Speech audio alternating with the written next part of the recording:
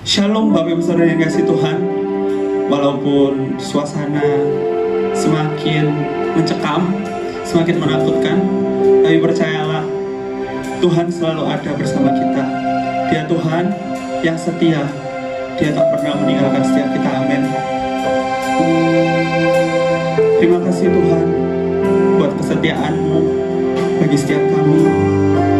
Kami tahu Engkau Tuhan yang selalu beserta dengan kami. Engkau tak pernah meninggalkan setiap kami sendiri. Sore ini kami mau datang, kami bawa pujian kami kepadamu. Dalam nama Tuhan Yesus. Haleluya. Amin.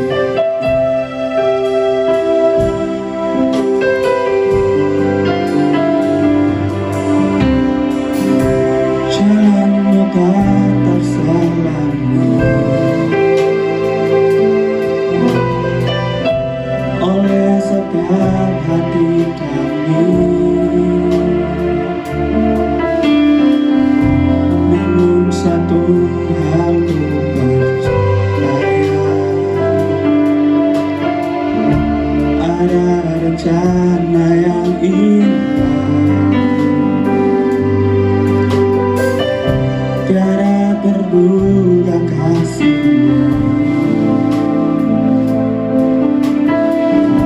Heran dan besar bagiku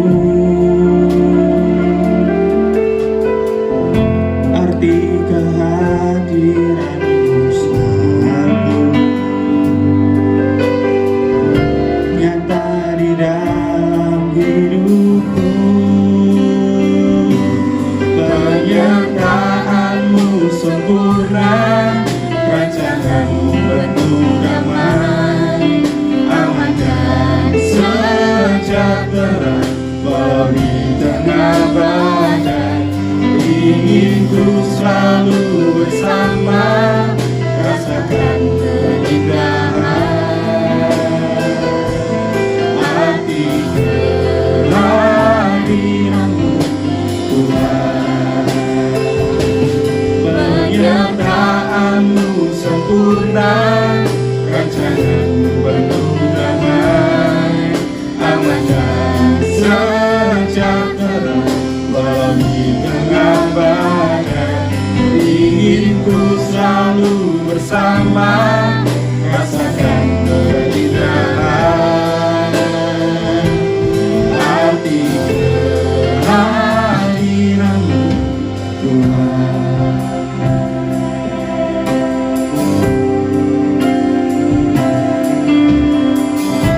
Jalan-Mu tak terselami oleh setiap hati kami, namun satu hal ku percaya, ada rencana-Mu yang indah Tuhan. Ada rencana yang indah, tiada terduga kasih-Mu. Heran dan besar bagiku arti kehadiran-Mu selalu nyata di dalam hidupku. Penyertaan-Mu sempurna, rancangan-Mu penuh damai, aman dan sejahtera di tengah badai. Ingin ku selalu bersama, rasakan keindahan arti kehadiran-Mu Tuhan. Penyertaan-Mu sempurna, rancangan-Mu penuh damai, aman dan sejahtera di tengah badai. Ingin ku selalu bersama, rasakan keindahan arti kehadiran-Mu Tuhan. Penyertaan Penyertaanmu sempurna, rancanganmu penuh damai, aman dan sejahtera, penuh keabadian. Ingin untuk selalu bersama, rasakan keindahan hati kehadiranmu Tuhan, hati kehadiranmu Tuhan, hati kehadiranmu Tuhan. Kami percaya penyertaan-Mu sempurna bagi setiap kami, Tuhan. Kami tahu Kau Tuhan yang tak pernah meninggalkan kami. Sore ini kami mau bersorak bagi-Mu. Kami siap memuji nama-Mu lebih lagi dalam nama Tuhan Yesus. Haleluya. Amin. Mari sama-sama kita bangkit berdiri.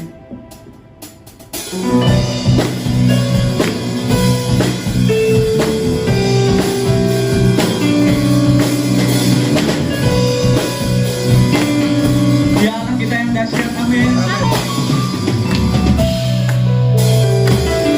Dari utara ke selatan, terdengar pujian bagi Allah. Dari barat sampai ke timur, nama Yesus disanjung tinggi. Dari pulau-pulau, lembah-lembah, gunung-gunung yang tinggi, kemuliaannya disaksikan, kebesarannya diceritakan. Yesus, Yesus, nama Yesus, nama Yesus disanjung tinggi. Dari pulau-pulau, lembah-lembah, gunung-gunung yang tinggi. Allahku dahsyat berkuasa, seluruh bumi sujud menyembah.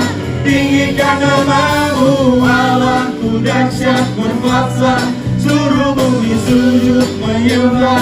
Tinggikan nama-Mu, Allah.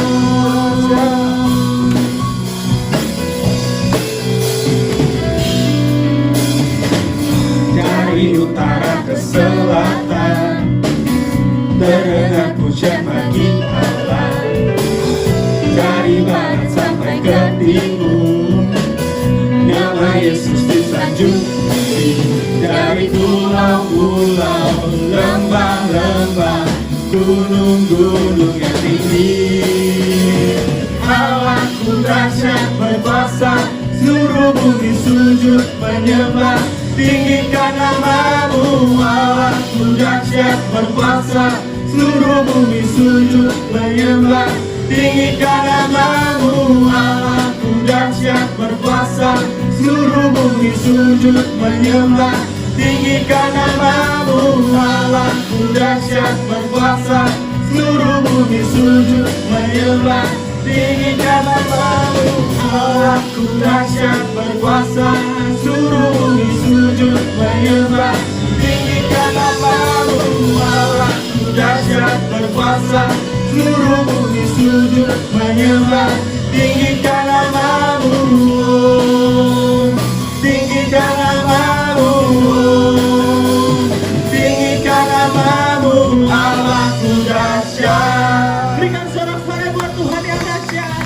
Haleluya. Haleluya. Sungguh Kau yang terdahsyat dalam hidup kami, Tuhan. Tiada yang lain, hanya Kau, Tuhan kami.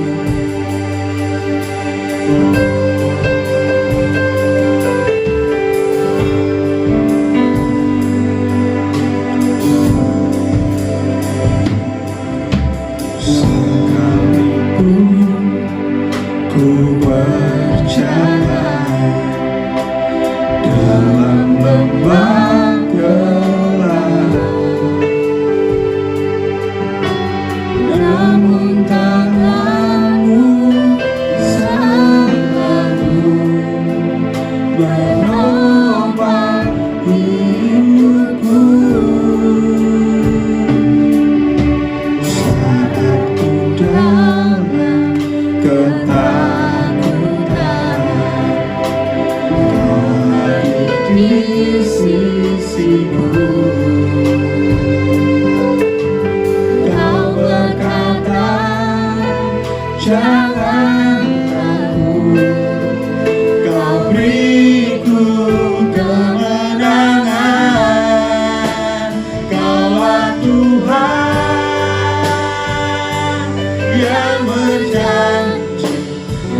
sekalipun kau ingkari kesetiaan sungguh terbukti di sepanjang hidupku untuk selamanya. Ku kan setia melayani, mengasihimu.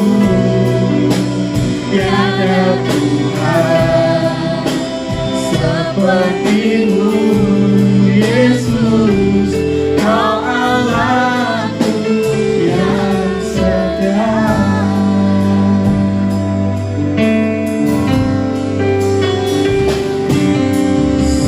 Sekalipun ku berjalan dalam lembah gelap, namun tanganmu selalu menopang setiap kami, Tuhan.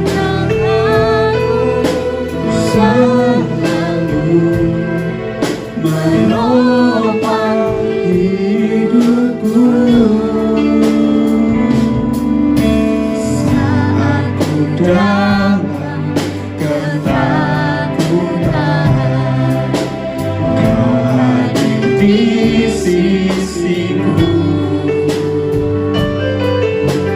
Kau berkata, jangan takut. Kau beriku kemenangan. Kaulah Tuhan yang berjanji, tak sekalipun kau ingkari kesetiaanmu sungguh terbukti di sepanjang hidupku untuk selamanya. Ku kan setia melayani, mengasihimu. Tiada Tuhan sepertimu, Yesus, Kau Allahku yang setia. Kaulah Tuhan yang berjanji, tak sekalipun kau ingkari kesetiaanmu sungguh terbukti di sepanjang hidupku untuk selamanya. Ku kan setia melayani, mengasihimu. Tiada Tuhan sepertimu, Yesus, Kau Allahku yang setia. Tiada Tuhan sepertimu, Yesus, Kau Allahku yang setia. Tiada Tuhan sepertimu, Yesus, Kau Allahku yang setia.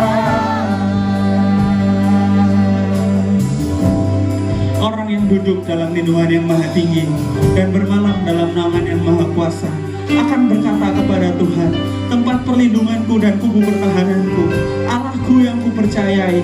Sungguh Dialah yang akan melepaskan engkau dari jerat penangkap burung, dari penyakit sampar yang busuk. Dengan kepanya ia akan melindungi engkau, di bawah sayapnya engkau akan berlindung.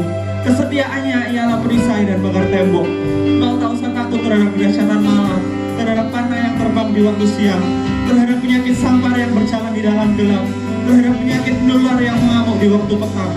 Walau 1000 orang rebah di sisimu dan 10.000 di sebelah kananmu, tetapi itu tidak akan menimpamu. Engkau hanya menontonnya dengan matamu sendiri dan melihat pembalasan terhadap orang-orang fasik. Sebab Tuhan gigi telah kau buat tempat perteduhanmu, malapetaka tidak akan menimpa kamu, dan tulah tidak akan mendekat kepada kemahmu. Sebab malaikat-malaikatnya akan diperintahkannya kepadamu untuk menjaga engkau di segala jalanmu. Mereka akan menatang engkau di atas tangannya, supaya kakimu jangan terantuk kepada batu.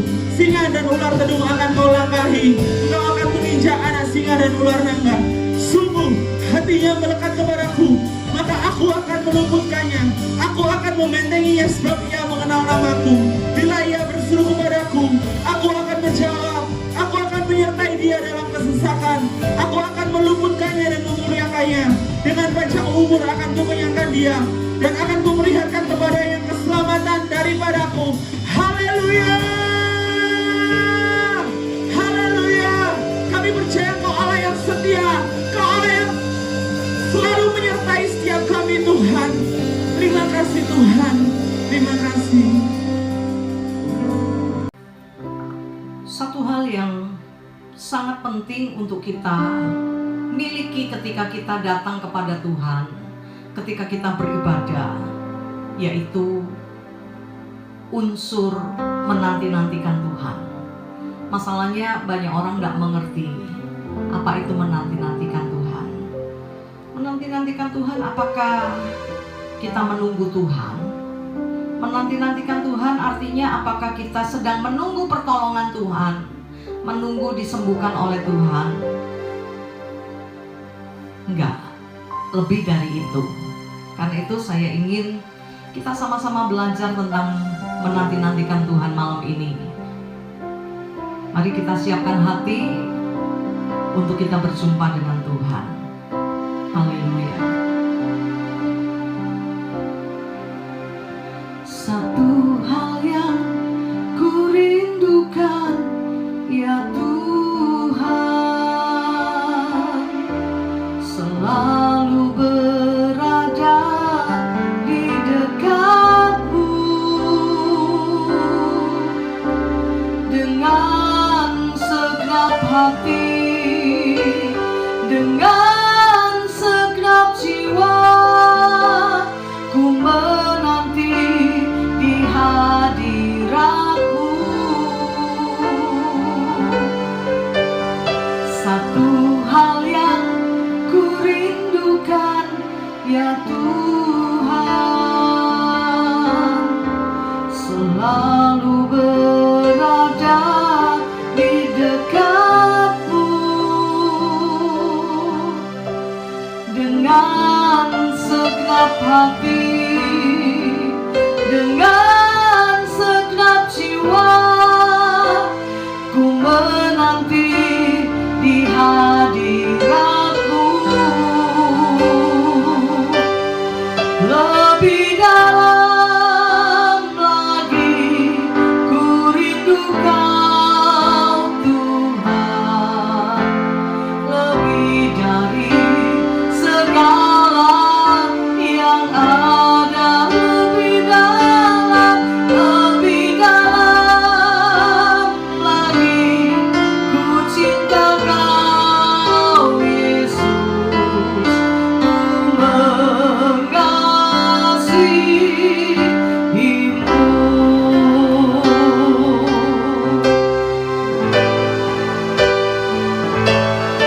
Lebih dalam lagi ku rindu Kau Tuhan, lebih dari segala yang ada. Lebih dalam lagi ku cinta Kau Yesus. Katakan, ku mengasihi-Mu, ku mengasihi-Mu.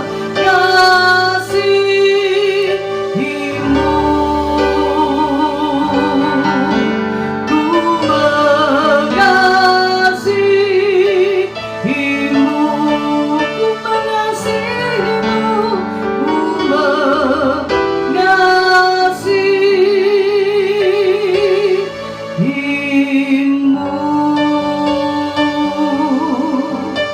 Selamanya kami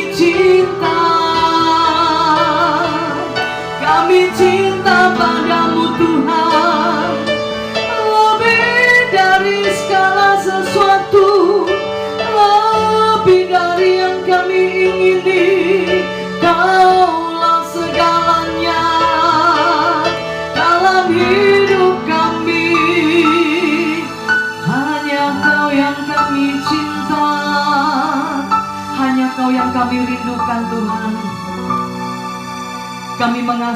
lebih dari segalanya.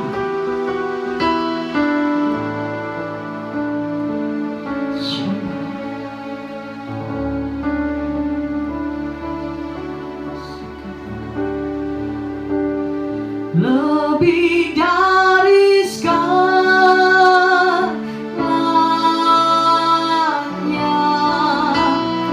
ingin Kau Tuhan,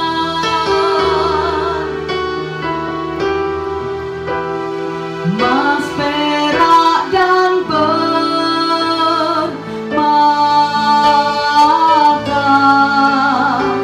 tiada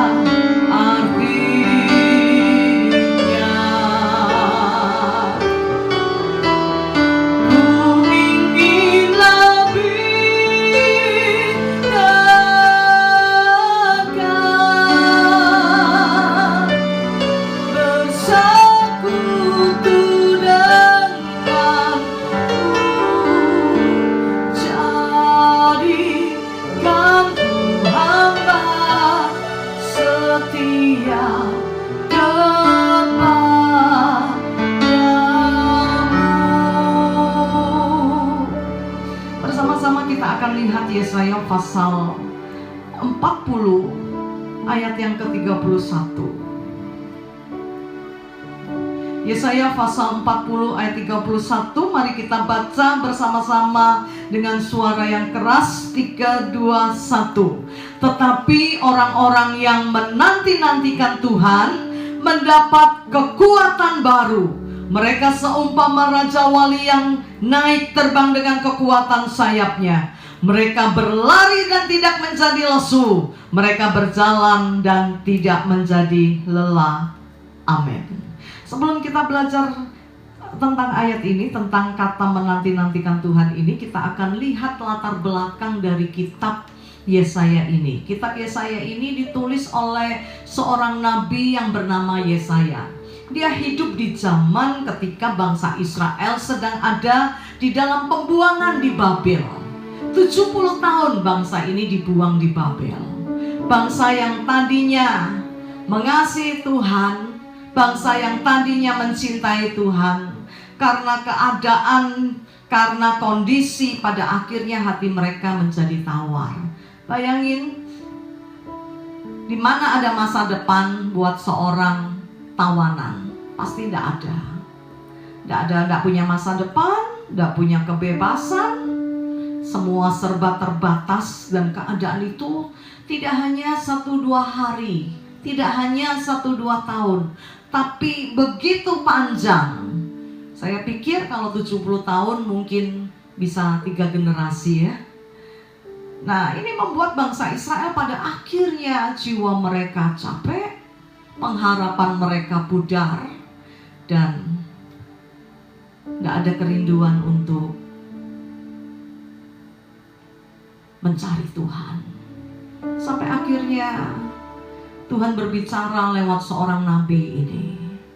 Tuhan berkata kepada bangsa Israel, kalau kamu menanti-nantikan Tuhan, kamu tidak akan capek.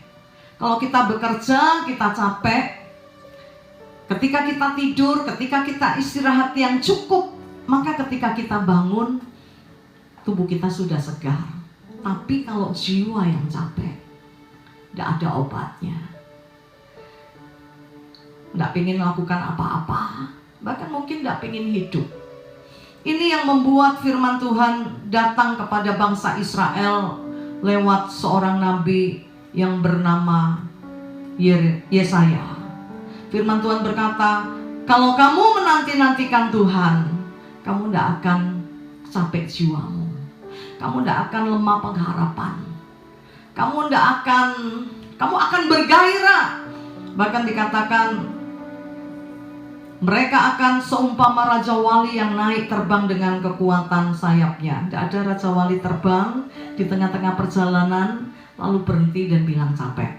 Ya, mereka akan berlari dan tidak menjadi lesu. Semua orang kalau habis lari ya pasti lesu ya, capek ya. Tapi dikatakan kalau kamu menanti-nantikan Tuhan, kamu berlari, tapi kamu tidak akan lesu. Kamu berjalan, tapi kamu tidak akan lelah. Nah, malam ini kita akan belajar kata menanti-nantikan Tuhan. Di dalam bahasa Ibrani ada 3, ya. Ya, saya tidak akan sebutkan bahasa Ibraninya ya, nanti Bapak Ibu Saudara pusing, tapi saya akan artikan saja. Kata menanti-nantikan Tuhan yang pertama adalah mengikat sesuatu bersama-sama dengan Dia dengan cara memintal, ya. Menanti-nantikan Tuhan yang pertama artinya seperti 3 benang diikat jadi satu terus dirajut. Maka benang ini tidak bisa berdiri sendiri. Bapak Ibu Saudara, ibu-ibu mungkin tahu ya, ada pakaian yang berasal, ada pakaian namanya rajut ya, itu dari benang. Kalau benang satu lepas, hancurlah pakaian itu, gitu ya. Nah, itu sudah menjadi satu. Nah, menanti-nantikan Tuhan artinya kita mengikatkan diri kita dengan Tuhan menjadi satu, manunggal dengan Tuhan. Kita bersyukur kita punya Allah yang mencari kita ya. Dia datang dari surga ke dunia mencari kita untuk apa? Untuk bersatu dengan kita. Dia Allah yang merindukan kita. Dia Allah yang ingin selalu dekat dengan kita. Masalahnya, apakah kita menanti-nantikan Tuhan? Apakah kita ingin selalu bersatu dengan Tuhan? Apakah kita merindukan Tuhan di dalam hidup ini? Atau kita merasa kita cukup hebat menjalani hidup ini sehingga kita melupakan Tuhan dan kita merasa tidak perlu Tuhan? Malam ini mari kita belajar ya. Mari kita belajar memiliki satu sikap menanti-nantikan Tuhan. Kita ikatkan diri kita dengan Tuhan menjadi satu. Dan arti menanti-nantikan yang kedua, menanti-nantikan Tuhan yang kedua artinya menanti dengan tenang dan percaya, ya. Punya kepercayaan yang penuh. Saya kasih contoh, kalau saudara punya anak dan dia sedang sekolah dan kebetulan Bapak Ibu Saudara yang jemput, ya. Nah, dulu waktu anak saya sekolah, kami yang jemput. Nah, anak saya sekolah di Petra. Jam-jam pulang sekolah itu jam-jam yang sangat menjengkelkan ya, karena jangankan naik mobil ya, bisa beberapa menit bahkan bisa 1 jam ya ngantri, macet begitu ya. Jadi saya kadangkala ketika mau jemput gitu saya lihat, wah ini pasti sedang macet, saya tunggu. Nah, saya tunggu, saya pikir kalau saya berangkat sekarang, nanti saya ketemu anak saya juga pasti jam sekian begitu ya. Nah, jadi saya berangkat agak telat. Tapi suatu hari saya pernah telat ya gara-gara seorang yang datang ke rumah saya. Dia menawarkan sesuatu ya dari aliran yang lain ya, saya ngomong aja terus terang dari saksi Yehova. Saya udah keluarin motor, saya mau jemput, lalu dia berkata minta waktu sedikit mau share. Saya bilang maaf tidak bisa, saya mau jemput anak saya sekolah. Lalu dia bilang sebentar aja Bu, sebentar. Nah saya sudah nggak mau tapi dia maksa ya, kita tahulah kalau didatengin orang-orang seperti itu mereka pasti maksa. Nah akhirnya ya saya tidak bisa menolak. Akhirnya kami terlibat dalam pembicaraan. Nah saya lihat jam terus, saya tidak bisa konsentrasi ya, karena saya takut anak saya terlambat ya, terlambatnya banyak. Kalau terlambat sedikit kan tidak apa-apa. Saya takut sekolah masih sepi. Dan saya sudah ngomong, minta maaf, saya nggak bisa melanjutkan pembicaraan ini, saya harus jemput anak saya. Saya sudah ngomong begitu, tapi ini orang 2 blok. Makanya lain kali kalau ada mereka yang datang nggak usah dikasih pintu ya, mereka keterlaluan, kebangetan. Saya bukan mau bermaksud untuk menjelekan, tapi ini pengalaman pribadi dan pengalaman beberapa orang ya. Kalau sudah ngomong nggak bisa di stop. Akhirnya saya marah, saya bilang tadi saudara bilang cuman sebentar, saya sudah terlambat jemput anak saya. Anak saya masih kecil, saya nggak mau terjadi sesuatu terhadap anak saya. Akhirnya saya usir dia pulang dan saya jemput anak saya. Saya terlambat begitu banyak ya. Saya sampai khawatir, waduh nanti Jangan-jangan sekolahnya sudah sepi gitu ya. Nanti anak saya tunggu di mana dan lain sebagainya. Ketika saya sampai di sekolah, saya kaget saudara. Ternyata anak saya masih ada begitu ya. Anak saya masih ada, dia tidak pulang, dia tidak bilang, waduh tadi Hizkia pikir mami tidak jemput, jadi Hizkia pulang saja, enggak gitu ya. Dia lihat saya, dia lari dan kami pulang bersama. Jadi yang kedua ini, dengan ilustrasi ini kita bisa belajar ya. Anak saya begitu percaya kepada saya pasti jemput dia. Anak saya percaya, saya pasti datang menjemput dia. Dan dia tidak meragukan, karena itu dia tidak pulang sendiri. Karena itu dia tidak bilang, mami, Hizkia pikir mami tidak jemput. Dia begitu percaya, dia yakin, dia tunggu, maminya pasti datang. Nah, inilah arti menanti-nantikan Tuhan yang kedua. Ya, begitu percaya bahwa Tuhan akan datang menjumpai kita. Begitu yakin dan tidak sedikit pun ada keraguan. Ya, jadi menanti-nantikan Tuhan yang kedua ini tenang, percaya. Ya, tidak setengah jalan. Ya, awalnya percaya. Ya, sakit, percaya Tuhan sembuhkan. Tapi ketika tidak sembuh-sembuh, mungkin Tuhan tidak sembuhkan. Mungkin Tuhan tidak mau. Mungkin begini, mungkin Tuhan tidak tolong. Dan akhirnya kita tinggalkan Tuhan. Nah, mari kita memiliki satu sikap menanti-nantikan Tuhan. Kita percaya, kita tenang. Ya, percayalah dalam hidup ini tidak ada yang perlu kita khawatirkan. Kenapa? Ada Tuhan yang menolong kita. Amin. Jadi yang kedua, tenang, percaya, tidak setengah hati, tapi yakin sungguh-sungguh bahwa Dia akan datang menjumpai kita. Dan yang ketiga, menanti-nantikan Tuhan yang ketiga artinya melekat kepada Tuhan, merindukan Tuhan. Apakah hidup Kristen kita melekat kepada Tuhan? Apakah kita di dalam ibadah kita merindukan Tuhan?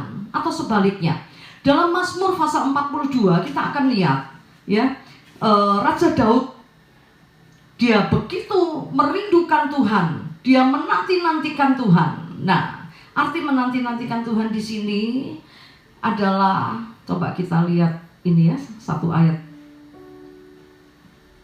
Mazmur pasal 42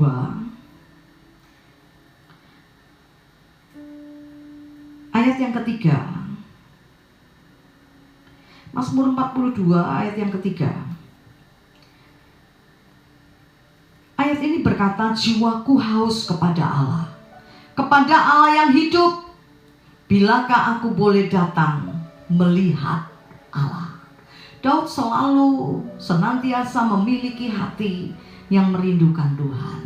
Dalam ayat ini dia berkata, kapan aku boleh datang melihat-Mu Tuhan? Satu ayat mungkin lebih jelas lagi arti menantikan Tuhan di sini yang dilakukan oleh Daud. Mazmur pasal 63. Mazmur pasal 63 ayat yang kedua.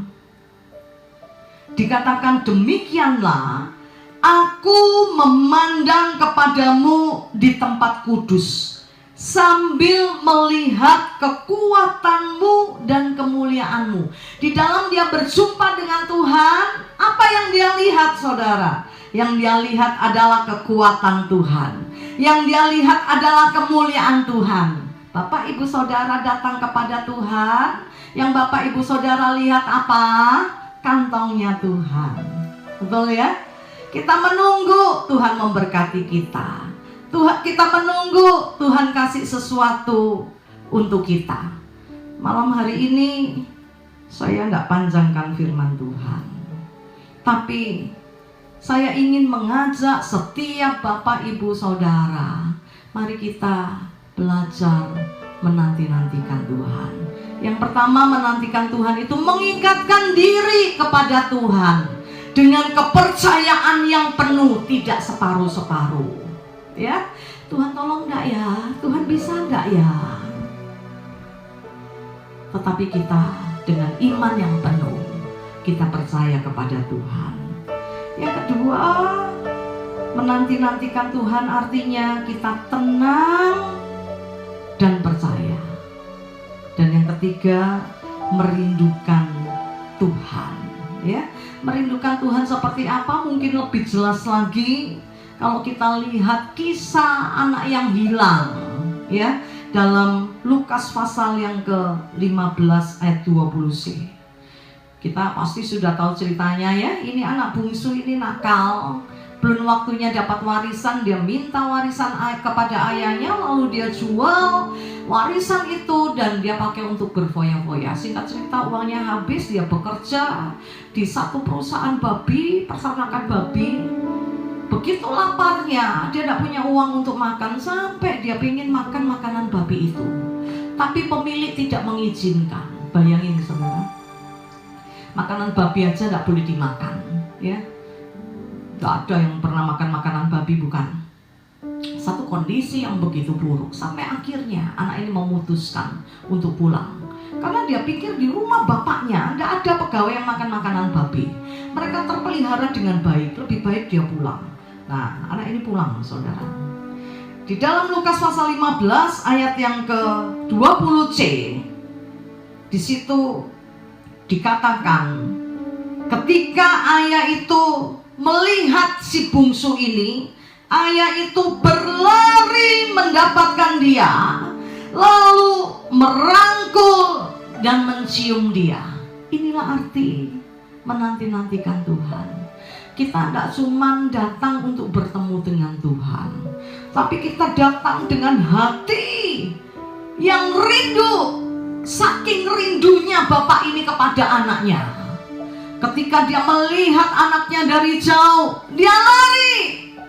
Harusnya anak yang lari, ya, anak yang masih muda lari ke bapaknya. Ini enggak, bapaknya yang tua lari mendapatkan anaknya, karena bapaknya ini rindu. Tidak cuma mendapatkan anak itu dipeluk, dicium. Ini butuh waktu. Di dalam, kalau kita menanti-nantikan Tuhan, saya percaya kita akan adakan waktu untuk Tuhan. Karena itu saya buat peraturan di tim PAW, ya, harus punya waktu intim dengan Tuhan. Saya bilang gak usah lama-lama, 3 menit dulu, ya, tapi harus ada progres, harus ada peningkatan. Jangan 3 menit sampai Maranatha Tuhan datang. Tapi saya sedikit sedih lihat perkembangan, ya, banyak yang masih 3 menit gitu, ya. Padahal pelayan PAW kita melayani 30 menit, ya, di mimbar kita menari 30 menit, kita main musik lebih dari 30 menit, kita pimpin pujian lebih dari 30 menit. Tapi secara pribadi tidak pernah beri waktu 30 menit untuk Tuhan. Ini keliru besar. Maaf ya, tidak apa-apa. Ini koreksi untuk kita semua. Kita harus belajar.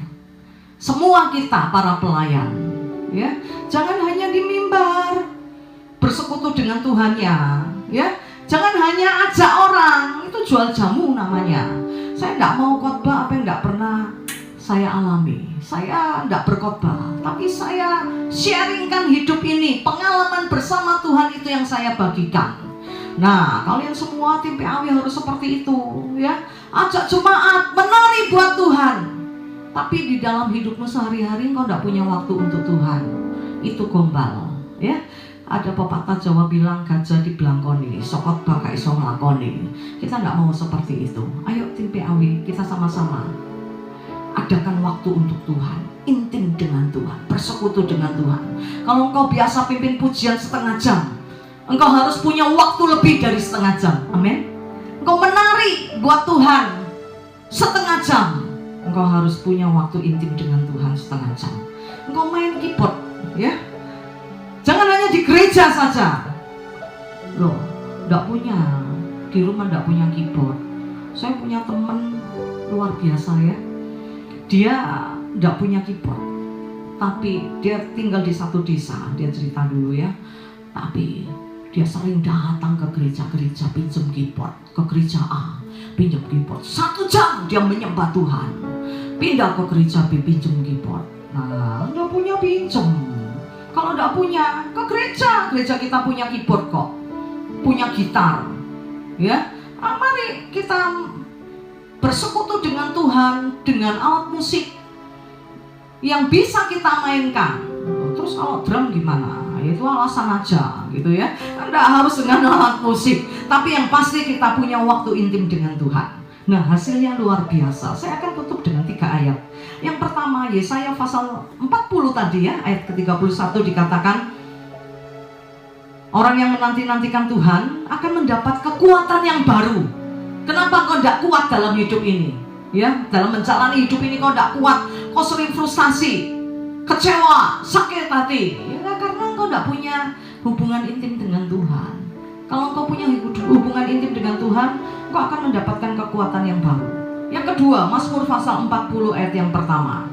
Kalau kita menanti-nantikan Tuhan, pemazmur berkata, lalu ia menjenguk kepadaku dan mendengar aku.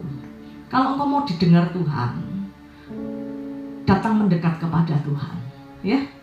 Nggak cuman kalau butuh datang, nggak, setiap hari datangin Tuhan.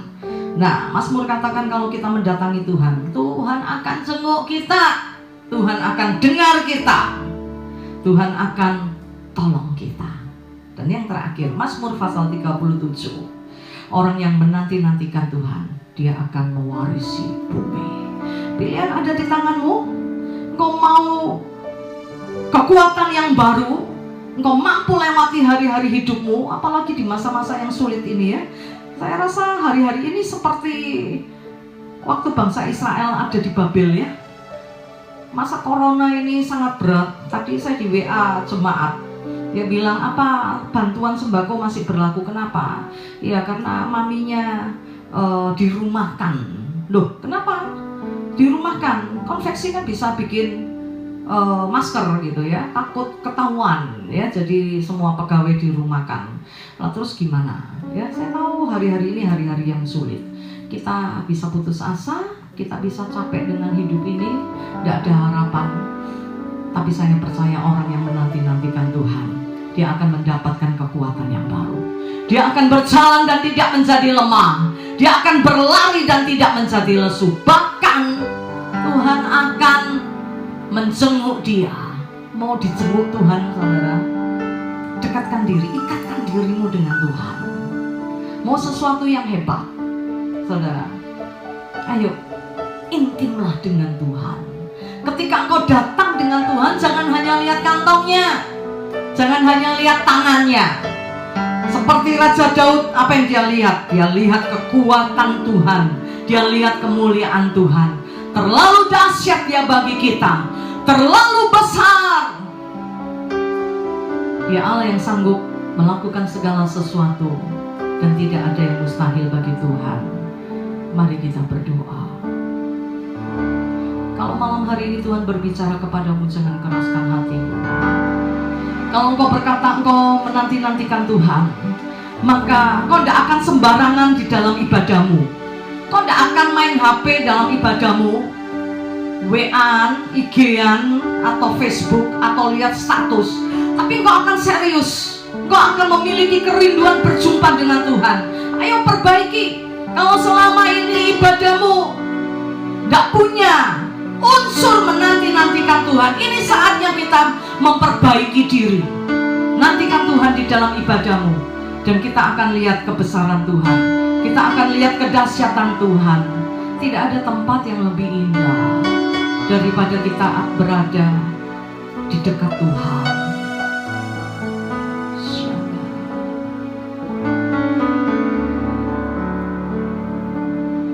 Engkau yang mau memperbaharui komitmenmu, engkau yang mau belajar menanti-nantikan Tuhan, mari bersama-sama bangkit berdiri, angkat kedua tanganmu dan katakan kepada Tuhan, lebih dalam lagi ku rindu Kau Tuhan, lebih dari segala yang ada, lebih dalam lagi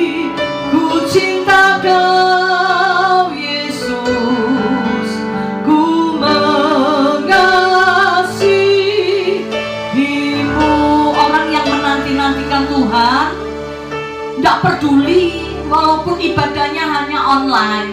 Banyak orang males online, koyo nonton. Keliru.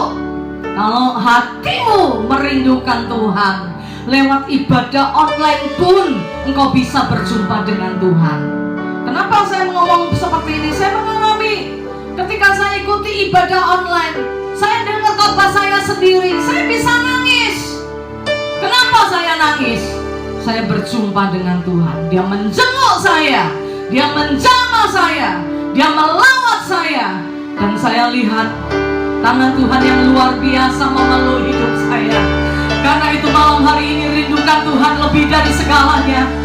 Katakan kepada Tuhan, kalau kau tidak pernah rindukan Tuhan lebih dari yang lain, ini waktu yang sangat baik untuk kita datang kepada Tuhan. Saya tahu kita tidak punya banyak waktu, tapi mari kita pakai waktu yang ada ini, merindukan Tuhan, mendekat kepada Tuhan, mengikatkan diri kepada Tuhan. Sekali lagi, mari angkat tangan dan hatimu, katakan lebih dalam lagi, ku rindu Kau Tuhan, lebih dari segala yang ada, lebih dalam lagi, ku cinta Kau Yesus, ku mengasihimu lebih dalam, lebih dalam. Ampuni kalau selama ini kami datang kepadamu hanya formalitas belakang. Wes pokoknya ke gereja, wes pokoknya ketemu Tuhan, tanpa kerinduan, tanpa kesungguhan. Tuhan ampuni kami. Kira laba-laba ya sikata kami ingin ibadah kami berkualitas. Karena itu Tuhan, kami mau berjumpa denganmu, memelukmu, menciummu. Ada persekutuan yang indah denganmu Tuhan. Kira laba-laba ya syandara. Dimanapun kami berada malam hari ini, lawan dan sama kami Tuhan. Yang letih lesu berbeban berat, Tuhan beri kelegaan. Di dalam nama Yesus, jiwa yang capek, jiwa yang lemah dikuatkan oleh Tuhan, mendapat kekuatan yang baru. Terima kasih Bapa, terima kasih. Terima kasih buat firman-Mu yang menegur kami. Sebelum kami selesaikan ibadah malam hari ini, kami angkat tangan kami ke surga. Kiranya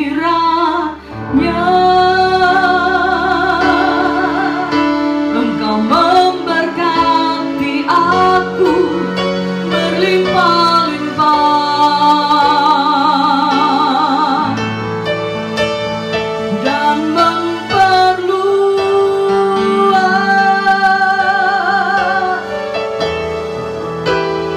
daerahku,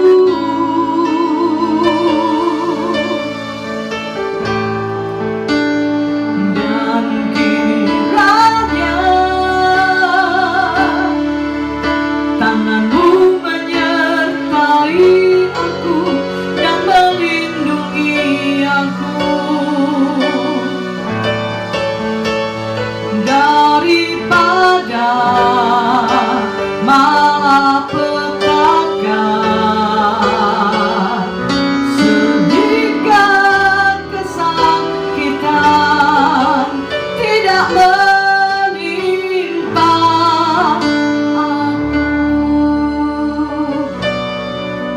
Kami angkat tangan kami ke surga. Kami terima berkat rahmat dan anugerah dari Allah Bapa, di dalam cinta kasih dari Putra-Mu yang terkasih Tuhan kami Yesus Kristus, dan di dalam persekutuan dengan Roh Kudus menyertai kami mulai hari ini sampai Maranatha, Tuhan datang kembali. Yang percaya diberkati Tuhan bersama-sama katakan amin. Selamat malam, Tuhan memberkati kita semua.